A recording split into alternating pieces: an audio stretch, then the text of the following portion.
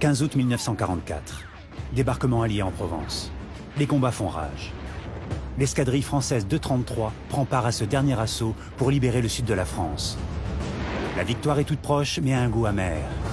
Depuis 2 semaines, un des pilotes de l'escadrille manque à l'appel. Ce pilote s'appelle Antoine de Saint-Exupéry.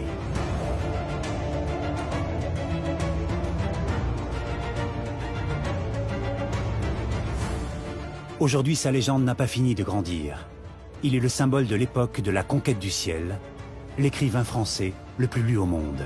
C'est un paradoxe. C'est un homme qui a 1001 facettes. Était-il aviateur? Était-il écrivain? Était-il philosophe? Qu'est-ce qu'il était d'autre? Toute sa vie, Saint-Exupéry échappera à tout classement.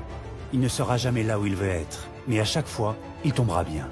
Il voudra être artiste, il deviendra pilote. Il pensera être un mauvais écrivain, il écrira Le Petit Prince. Ce qui est fascinant dans la vie de Saint-Exupéry, c'est la façon dont les éléments du hasard sont transformés par une personnalité exceptionnelle.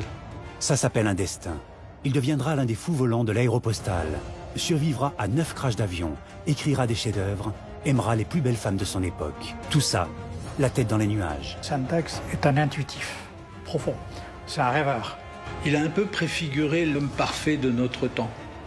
On rêve tous quelque part de faire quelque chose d'étonnant. Et si en même temps, on est capable d'écrire un bouquin qui se vende à 130 millions d'exemplaires, là on a vraiment gagné le jackpot. Il ne se cachera pas derrière sa célébrité. Au moment de l'ultime épreuve, il choisira le combat.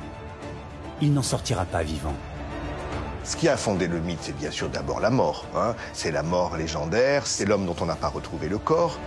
Mais 55 ans plus tard, on fera une découverte exceptionnelle. On repêchera par miracle la gourmette de Saint-Ex, puis son avion. On retrouvera ensuite le pilote allemand qui clame l'avoir abattu. Mais les doutes persistent, l'énigme reste entière. Tout contribue à faire vivre la légende de Saint-Exupéry. C'est le dernier grand chevalier. C'est le chevalier du XXe siècle.